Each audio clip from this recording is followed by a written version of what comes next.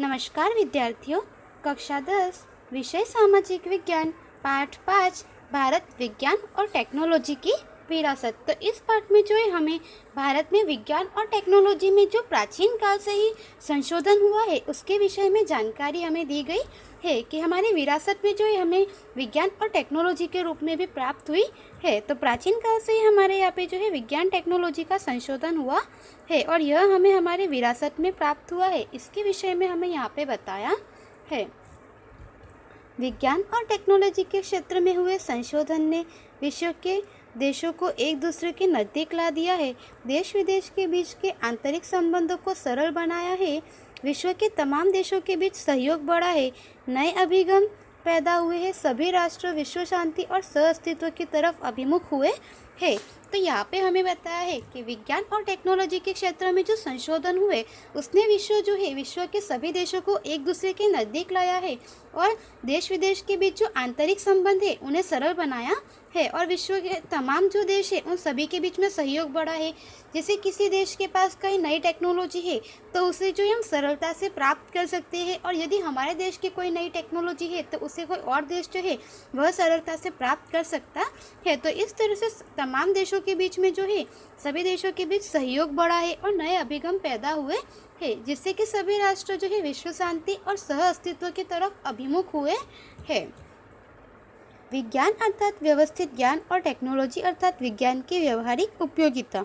विज्ञान और टेक्नोलॉजी दोनों शब्द भिन्न भिन्न होने पर भी साथ में जुड़े हुए हैं। तो यहाँ पे हमें बताया है कि विज्ञान है तो विज्ञान अर्थात व्यवस्थित रूप से जो ज्ञान हुआ है उसके विषय में, और टेक्नोलॉजी जो है टेक्नोलॉजी अर्थात विज्ञान का जो व्यवहारिक उपयोग है, किस जगह पर किस टेक्नोलॉजी का उपयोग करना, इसके बारे में जानकारी देता है। तो इस तरह से विज्ञान और टेक्नोलॉजी दोनों ही शब्द एक दूसरे से अलग अलग है परंतु वे साथ में जुड़े हुए हैं।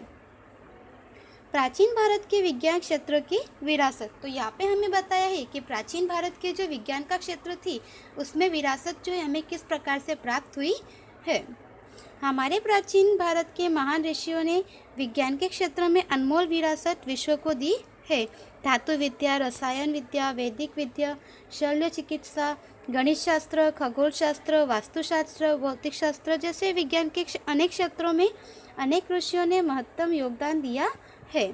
तो यहाँ पे हमें बताया है कि हमारे प्राचीन भारत में जो ऋषि मुनि थे उन्होंने विज्ञान के क्षेत्र में अनमोल हमारी विरासत जो है वह विश्व को दी है, जिसमें कि धातु विद्या, रसायन विद्या, वैदिक विद्या, शल्य चिकित्सा, गणित शास्त्र, खगोल शास्त्र, वास्तुशास्त्र और भौतिक शास्त्र जो है इन सब के क्षेत्र में अनेक ऋषि मुनियों ने अपना योगदान दिया है। जो अपने लिए गौरव की बात है, भारत ने मात्र साहित्य, कला, धर्म, शिक्षा और तत्व चिंतन जैसे क्षेत्रों में ही योगदान नहीं दिया बल्कि विविध विज्ञान और टेक्नोलॉजी के क्षेत्र में भी अपना श्रेष्ठ योगदान दिया है। तो यहाँ पे हमें बताया है कि इस प्रकार से प्राचीन ऋषि मुनियों ने जो हमें विश्व को विरासत दी है वह हमारे लिए गौरव की बात है और भारत ने मात्र केवल जो हमने पिछले प्रकरण में जानकारी प्राप्त की उसके हिसाब से धर्म, कला, विज्ञान, शिक्षा और तत्व ज्ञान के क्षेत्र में ही केवल योगदान नहीं दिया परंतु विज्ञान और जो टेक्नोलॉजी है उसके क्षेत्र में भी भारत ने अपना श्रेष्ठ योगदान दिया है।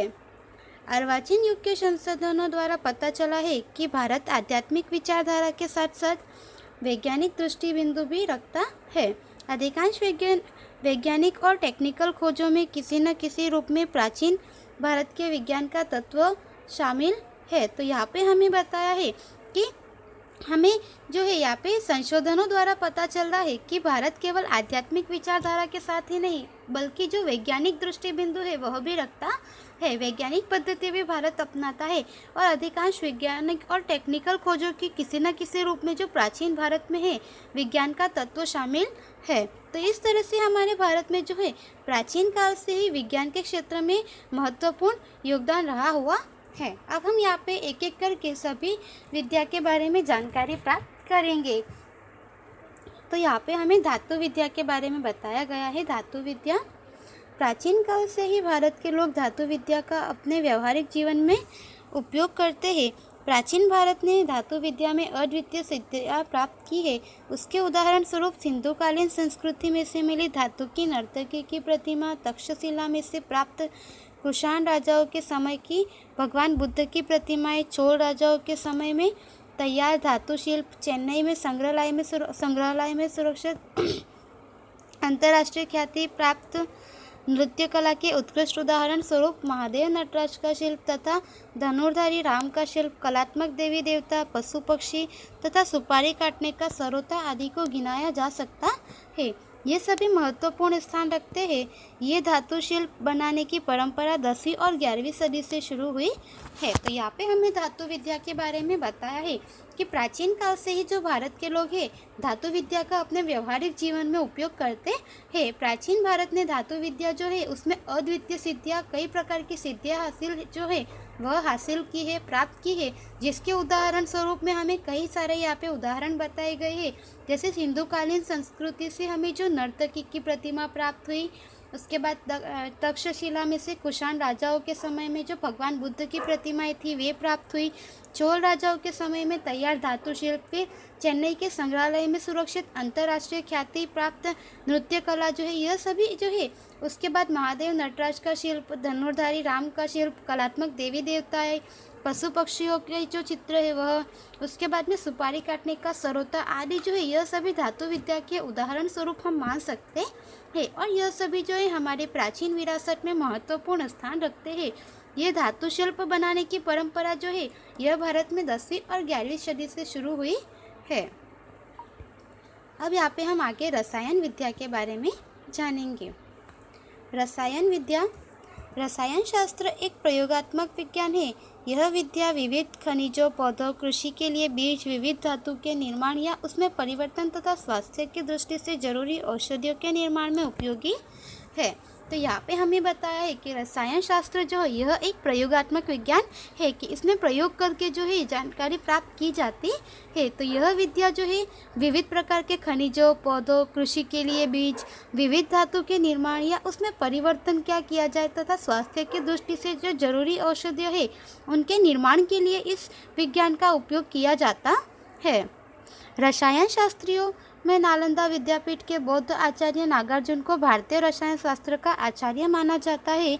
उन्होंने रसरत्नाकर और आरोग्य मंजरी जैसे ग्रंथ लिखे हैं। तो यहाँ पे हमें बताया है कि रसायन शास्त्री जो है उनमें नालंदा विद्यापीठ के जो बौद्ध आचार्य नागार्जुन है उन्हें भारतीय रसायन शास्त्र का जो है आचार्य माना जाता है। तो उन्होंने रस रत्नाकर और आरोग्य मंजरी जैसे जो ग्रंथ है जो कि रसायन विद्या से जुड़े हुए हैं इस प्रकार के ग्रंथ लिखे हैं। आचार्य नागार्जुन ने वनस्पति औषधियों के साथ साथ रसायन औषधि के उपयोग की सलाह दी थी। पारे की भस्म करके औषधि के रूप में उपयोग करने के प्रयोग की शुरुआत उन्हीं से मानी जाती है। तो यहाँ पे हमें बताया है कि जो आचार्य नागार्जुन थे उन्होंने औषधियों के साथ साथ रसायन औषधि जो है उसे उपयोग करने की सलाह दी थी कि रसायन जो है उसे औषधि के रूप में उपयोग करना चाहिए और पारे की जो भस्म है उसका उपयोग करके औषधि के रूप में उपयोग करना। और यह जो प्रयोग था यह उनके द्वारा ही शुरुआत की गई ऐसा माना जाता है। नालंदा विद्यापीठ में रसायन विद्या के अध्ययन और संशोधन के लिए अलग अलग रसायनशाला और भट्टियाँ थी। रसायन शास्त्र के ग्रंथों में मुख्य रस, उपरस, 10 प्रकार के विष तथा विविध प्रकार के क्षारों और धातुओं की भस्म का वर्णन मिलता है। तो यहाँ पे हमें बताया है कि नालंदा विद्यापीठ जो है वहाँ पे रसायन विद्या के क्षेत्र में जो है अध्ययन और संशोधन के लिए अलग अलग रसायनशाला, भट्टियाँ वगैरह जो है इस प्रकार की व्यवस्था थी। और रसायन शास्त्र के ग्रंथों में जो है मुख्य रस, उपरस, 10 प्रकार के जो विष तथा विविध प्रकार के जो क्षार वगैरह, धातुएं वगैरह जो है इन सभी का यहाँ पे जो है हमें वर्णन देखने को मिलता है। रसायन विद्या की उत्कृष्टता को धातु में बनी भगवान बुद्ध की प्रतिमाओं में देखने को मिलती है। तो यहाँ पे हमें बताया है कि रसायन विद्या जो है उसकी उत्कृष्टता तो जो धातु में से बनी भगवान बुद्ध की प्रतिमाएं है उस प्रतिमा में हमें जो है रसायन विद्या की उत्कृष्टता देखने को मिलती है। बिहार के सुल्तानगंज में से मिली हुई बुद्ध की ताम्र मूर्ति 7.5 फुट ऊंची है। उसका वजन 1 टन है। तो यहाँ पे हमें बताया है कि बिहार के सुल्तानगंज में से जो भगवान बुद्ध की ताम्र की मूर्ति जो प्राप्त हुई है जो 7.5 फीट ऊंची है और उसका जो वजन है वह 1 टन है। जबकि नालंदा में से प्राप्त हुई बुद्ध की मूर्ति तो 18 फुट ऊंची है और इससे भी अधिक आश्चर्यजनक उदाहरण तो 60 टन वजन वाला और 24 फुट ऊंचा विजय स्तंभ है, जिसका निर्माण सम्राट चंद्रगुप्त द्वितीय ने विक्रमादित्य दिल्ली में करवाया था। आज तक बरसात, धूप या छांव में रहने के पश्चात भी इस लोह स्तंभ पर जंग नहीं लगा है। यह भारत की रसायन विद्या का एक उत्तम उदाहरण माना जाता है। तो इस तरह से यहाँ पे जो है हमें रसायन विद्या के अलग अलग प्रकार के जो उदाहरण है वह बताए गए है कि नालंदा में से मिली हुई भगवान बुद्ध की जो मूर्ति है वह 18 फुट ऊंची है और इससे भी अधिक आश्चर्य की बात तो यह है कि 7 टन वजन वाला और 24 फीट ऊंचा जो विजय स्तंभ है, जिसका निर्माण जो है चंद्रगुप्त द्वितीय ने, जो विक्रमादित्य का समय था, विक्रमादित्य ने दिल्ली में करवाया था। जो कि आज तक बरसात, धूप, छांव कुछ भी मौसम हो, परंतु इस लोह स्तंभ पर जंग नहीं लगा है। बाकी विद्यार्थियों हम अगर देखते हैं कि लोहे की चीज़ अगर यदि पानी में भीग जाए वगैरह, उस पर जो धूप ज़्यादा पड़ जाए तो इस वजह से जंग वगैरह लगती है, परंतु यहाँ पे बताया है कि किसी भी मौसम में जो है इस लोह स्तंभ पर जंग नहीं लगे है और यह जो है भारत की रसायन विद्या का एक उत्तम उदाहरण माना जाता है। तो यहाँ पे आपको लोह स्तंभ जो दिल्ली का है उसका चित्र बताया गया है।